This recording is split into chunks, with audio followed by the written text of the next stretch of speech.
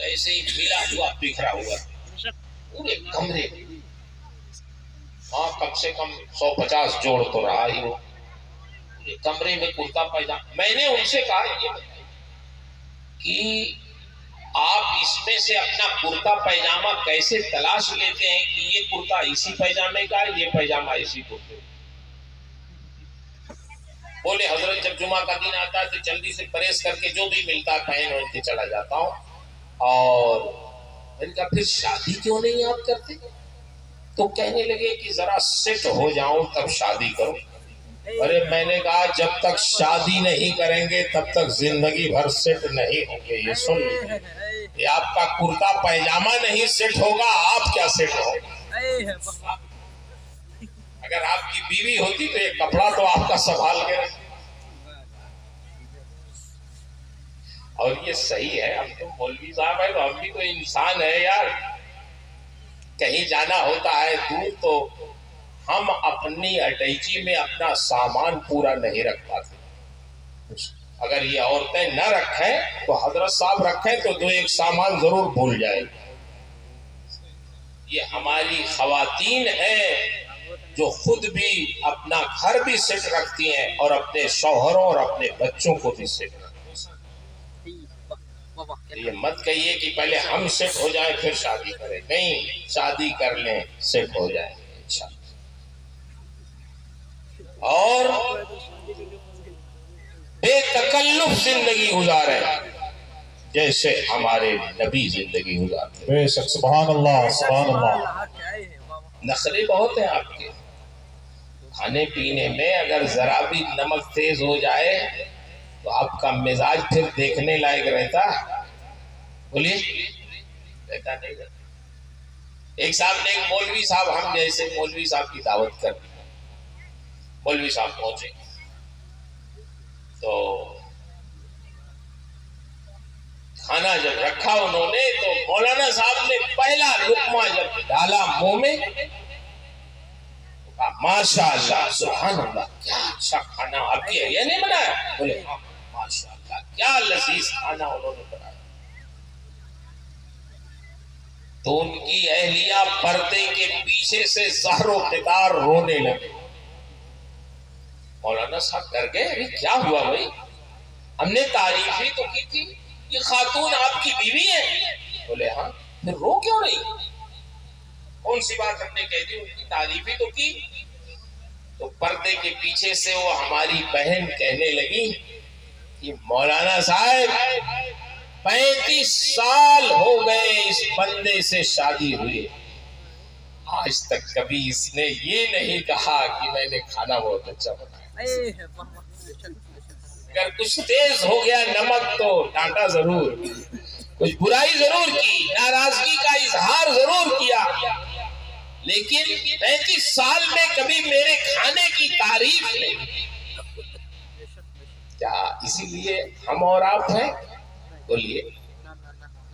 حدیث شریف میں آیا ہے کان رسول اللہ صلی اللہ علیہ وسلم فی محنت اہلی.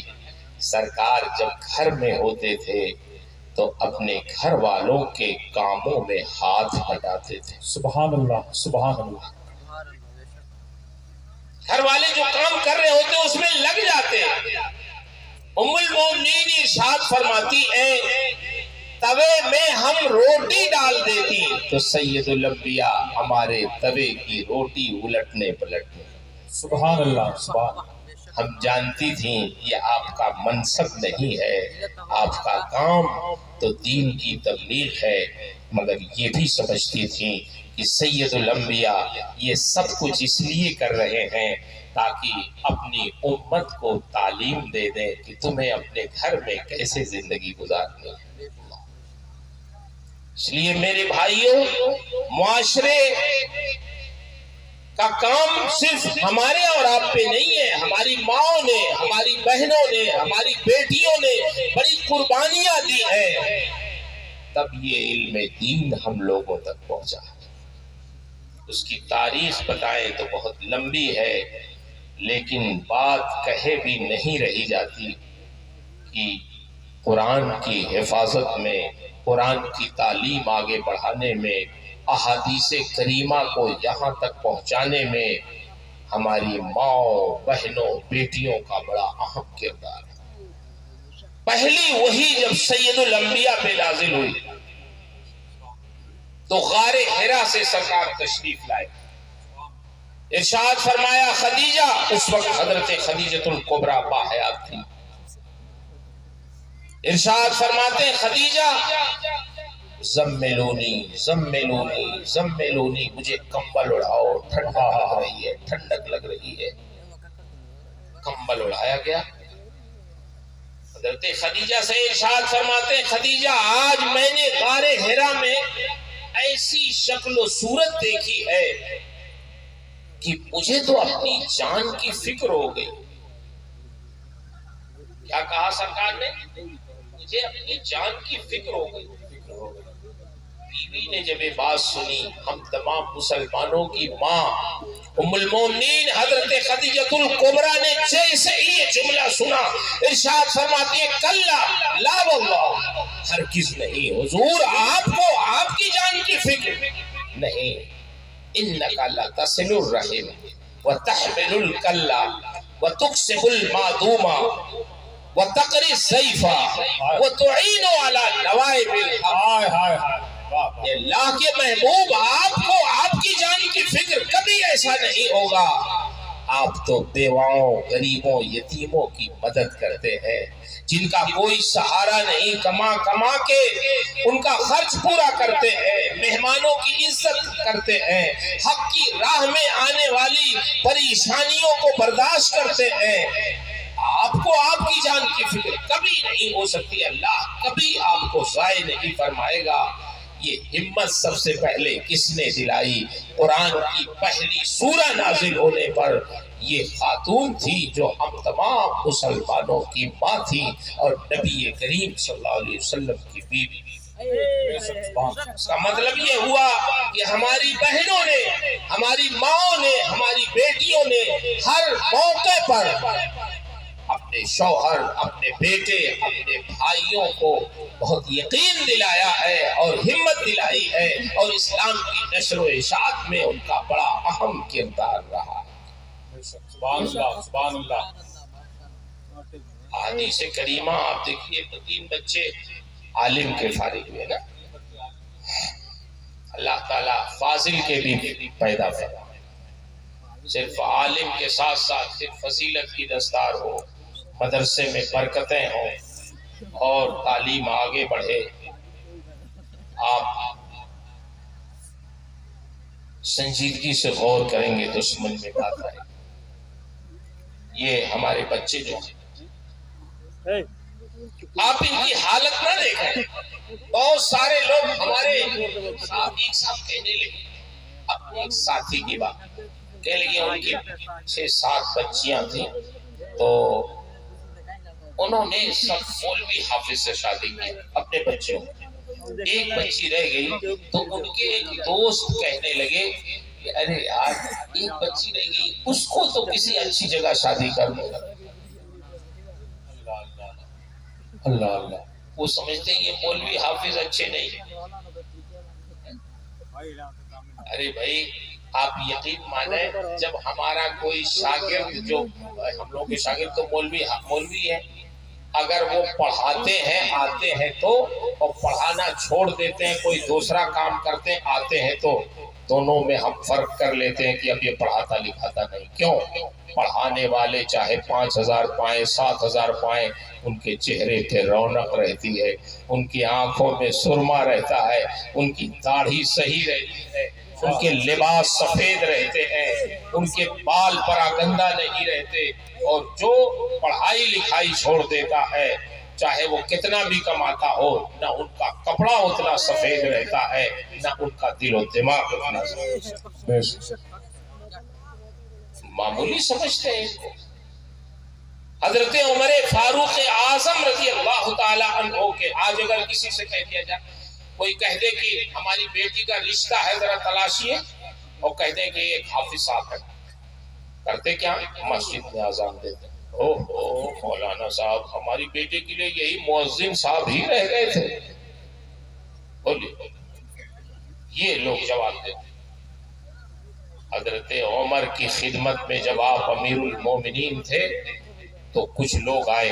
انہوں نے کہا حضور ہمارے یہاں قحط سالی آ جاتی ہے آئے دن، جانور کبھی کبھی مرنے لگتے ہیں، بیماریاں پھیل جاتی ہیں، پھلوں سے لدے ہوئے باغات تباہ و برباد ہو جاتے ہیں، کوئی وظیفہ بتائیے کہ یہ مصیبتیں ہم پہ نہ آئے. آپ نے ارشاد فرمایا اچھا یہ بتاؤ تمہارے یہاں اذان کون دیتا ہے؟ کون اذان دیتا؟ اذان ہمارے خادم دیتے، ہمارے غلام اذان دیتے، ہمارے نوکر جا کر اذان دیتے. حضرت عمر نے ارشاد فرمایا ہرگز نہیں، اگر تم چاہتے ہو کہ تمہارے یہاں سے بیماریاں اور آفتیں دور ہو جائیں تو جاؤ جو تمہارے قبیلے کا سردار ہے وہ اذان دے تو مصیبت تمہارے قبیلے سے دور ہو جائے. اذان تم نے غلاموں کا کام سمجھا ہے، تم نے نوکروں کا کام سمجھا ہے، تم نے خادموں کا کام سمجھا ہے. معلوم نہیں ہے اللہ کے رسول ارشاد فرماتے ہیں قیامت میں مؤذنوں کی گردنیں اتنی لمبی ہوں گی کہ دور ہی سے لوگ دیکھ کے پہچان لیں گے کہ یہ اللہ کا وہ بندہ ہے جو مسجد کا دروازہ سب سے پہلے جا کے کھولتا ہے. سبحان اللہ سبحان اللہ. نعرہ تکبیر، نعرہ رسالت، فیضان حضور حافظ ملت، جلسہ دستار بندی، نعرہ تکبیر، نعرہ رسالت. حضرت کیا ٹھنڈی، کیا گرمی، کیا برسات، ہم جیسے مولوی لوگ اپنے بستر پہ پڑے ہوئے انتظار کرتے ہیں. ٹائم معلوم ہے جماعت کا اذان کا لیکن انتظار کرتے ہیں ابھی اذان نہیں. بولیے ایسا ہو رہا ہے نہیں؟ ابھی اذان نہیں ہوئی، اذان ہوئی. کیا مطلب؟ وہ بھی تو انسان ہے، مؤذن بھی، کہ ہم سو رہے ہیں اور وہ ٹھنڈیوں میں جا کے مسجد کا دروازہ کھولتا ہے، اذان دیتا ہے سب سے پہلے اور سب کو بلاتا ہے. تو اللہ کے وہاں اس کا کیا مقام ہوگا جو سونے والوں کو بھی بیدار کر کے اللہ کے گھر کی طرف دعوت دیتا ہے. سبحان اس اللہ. لیے ہم لوگ دنیا دار ہیں، ہمارے نزدیک پیسے کی اہمیت ہے، بلڈنگوں کی اہمیت ہے، گاڑیوں کی اہمیت ہے، مال و دولت کی اہمیت ہے، لیکن جو اللہ والے ہیں، نیک بندے ہیں، ان کے نزدیک دینداری کی اہمیت ہے، اللہ کے دین کی اہمیت ہے، دیندار کی اہمیت ہے، تقوی اور پرہیزگاری کی اہمیت ہے. اس لیے بچے آج جو فارغ ہو رہے ہیں میں ان کے ماں باپ کو مبارکباد پیش کرتا ہوں، ان کے اساتذہ کو مبارکباد پیش کرتا ہوں، ان کو مبارکباد پیش کرتا ہوں کہ آپ نے علم دین کو منتخب کیا. اس انتخاب پر اللہ آپ کو دنیا اور آخرت کی نعمتیں عطا فرمائے. آمین عطا فرمائے. تو یہ تو دنیا ہے. جانتے ہیں شیخ سعدی نے لکھا ہے کہ دو بادشاہ کو ایک ملک میں اگر رکھیے تو نہیں سما پاتے. ایک ملک تنگ ہو جاتا ہے دو بادشاہ کے لیے، بولیے رہ پاتے ہیں؟ اور 10 فقیر ایک کمبل اوڑھ کے سو جاتے ہیں. ایک کمبل ان کے لیے کافی ہو جاتا ہے اور دو بادشاہ کے لیے ایک ملک تنگ ہو جاتا ہے. کیوں؟ دل میں تنگی ہے تو پوری دنیا تنگ ہو جاتی ہے. کبھی کبھی جانتے ہیں کیا کہتے ہیں گاڑیوں میں کیا ہے، اگر ہم بیٹھانا نہ چاہیں کسی کو جگہ نہیں، ارے بیٹھا جگہ نہیں، اور بیٹھانا چاہتے ہیں دل میں اگر جگہ ہوتی ہے تو گاڑی میں بھی جگہ بن جاتی ہے. آپ کا بیٹا چھوٹ رہا ہو تو کیا کہیں گے کسی کو یار تھوڑا ان کو بیٹھا تو جگہ دو. کیوں؟ جس کو آپ بیٹھانا چاہتے ہیں اس کے لیے جگہ بن جاتی ہے. یہ تو روزمرہ کی بات ہے. اس لیے میں یہ عرض کروں گا کچھ بدلیے، ہم اور آپ اپنے آپ کو بدلیں، دینداری آئے، مذہبی بیداری آئے. اور یہ بچے جو حافظ قرآن ہو رہے ہیں اللہ کے رسول نے ارشاد فرمایا من تعلم القرآن خیرکم من تعلم القرآن وعلمہ. تم میں سب سے بہتر وہ ہے جو قرآن سیکھے اور سکھائے. بے شک سبحان اللہ. آج تو قرآن سیکھنے کا رواج، دیکھیے قرآن تو نازل ہوا تھا عمل کرنے کے لیے، لیکن ہمیں کچھ پتا ہی نہیں ہے کہ قرآن میں کیا ہے. بولیے ہے پتا؟ خالی آپ یہ کہہ کے فرصت لے لیتے ہیں کہ عربی زبان میں ہم جانتے ہیں، بس کام ختم. عربی زبان میں ہم عربی جانتے ہی نہیں. قرآن میں کیا ہے؟ ارے اللہ کے بندے، گاڑی آپ خریدتے ہو نا، جب گاڑی خریدتے ہو تو گاڑی شو روم سے جب لیتے ہو تو اس کے ساتھ ایک بک بھی ایجنسی والے یا دکان والے شو روم والے دیتے ہیں نہیں دیتے؟ کیوں دیتے؟ اس بک میں لکھا رہتا ہے یہ گاڑی ڈیزل انجن ہے، اس میں پیٹرول مت ڈالیے گا ورنہ انجن سیز ہو جائے گا. اگر پیٹرول انجن ہے تو اس پہ لکھا رہتا ہے یہ گاڑی پیٹرول انجن ہے، اس میں ڈیزل مت ڈالیے گا انجن سیز ہو جائے گا. ریزلٹ غلط دے گی، گاڑی چلے گی نہیں اور اس کا ریزلٹ غلط آئے گا. یہ پوری ہدایت اس بک میں رہتی ہے. ایسے ہی اللہ نے جب ہمیں اور آپ کو پیدا کیا، اس دنیا میں بھیجا، تو ہماری رہنمائی کے لیے اللہ نے ایک کتاب بھی نازل فرمائی جس کتاب کو ہم قرآن کہتے ہیں. اس قرآن میں ہمارے رب نے ارشاد فرمایا کہ تمہیں اپنے جسم میں کون سا رزق ڈالنا ہے.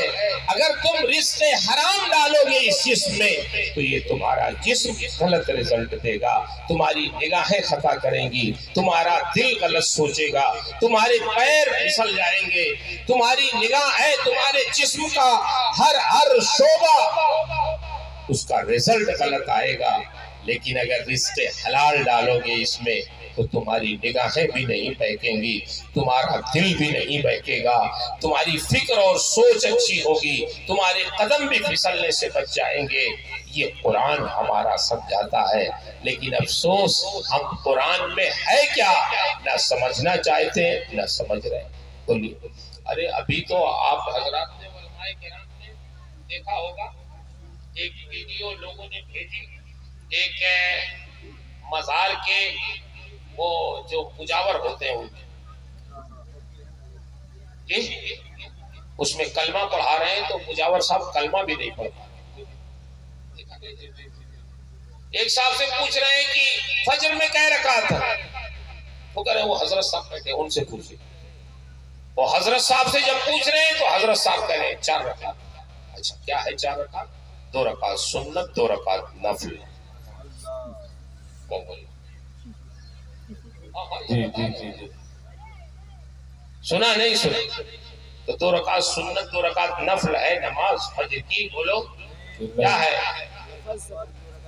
2 رکعت سنت ہے 2 رکعت فرض ہے.